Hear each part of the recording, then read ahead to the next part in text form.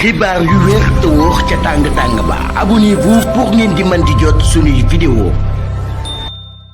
daleen ak jàmm seen chaîne bi di Buzz 221 HD kii di Ibrahima Sall Asred da ko chroniqueur bu kenn doot présenté ci réew mi di Sénégal yëkkati na ay kàddu daal di xamal Sénégalais yi lu sabab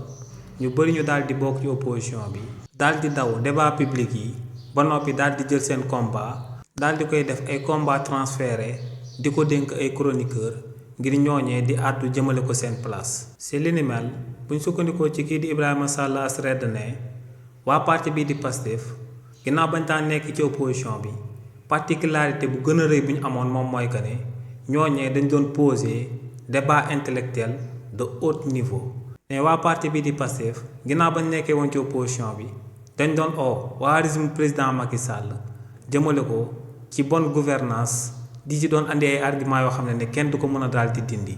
di wane ay scandale ne tamit dañ doon waxtaanee ressources naturelles yu daal di nekk ci réewu Sénégal ne demoon nañ ba sax Ousmane Sonko génnee woon ay manuel di daan wax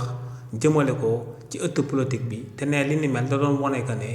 waa parti bii di Pastef ginnaaw bañ nekkee woon ci opposition bi ak xel lañ doon opposé woo waaye ne opposition bu bees bu daal di nekk ci réew mi ne ñooñee on dirait que amuñ benn bagage intellectuel te ne luy firndeel kàddoom yooyee moom mooy que ne waa opposition bu daal di nekk ci réewu Sénégal ay suiveurs lañ ne lu leer ba am moom mooy que ne Ousmane Sonko ba muy nekk ci opposition bi moom moo doon andi ordre du jour di doon orienté débat yi waaye ne ba tey Ousmane Sonko ba mu nekkee au pouvoir moom mooy andiwaat ordre du jour di orienté débat yi ne lu leer ba am moom mooy que ne opposition bi ba tey ci det kase la ñuy waxtaanee ci réewu Sénégal ba tey réeroo bu daal di jaar ci diggante Ousmane Sonko ak Diomaye Faye la ñuy daal di waxtaanee ne ba tey lépp lu Ousmane Sonko def si loolu la ñuy daal di nekk te or que ne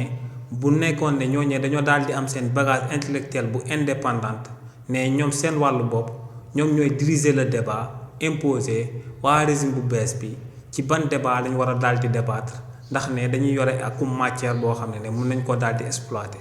waaye ne lu leer ba am moom mooy que ne ak transparence bi nga xam ne waa autorité yu bees dinañ ko daal di amal ne ñooñee mënuñu fee lim akub scandale te ne tamit li ni mel moom moo sabab ñu daal di jël seen combat yépp daal di koy transférer ay chroniqueur ngir bu ko defee ñooñee toog ci télé bi di jéem a xamu mbir yi te ne tamit ñooñee amuñ benn niveau intellectuel bi nga xam ne mën naa daal di déstabiliser waa régime bu bees bu fi daal di nekk. xibaar yu wér te wóor ca tàng ba abonnez-vous pour ngeen di mën di jot suñuy vidéo.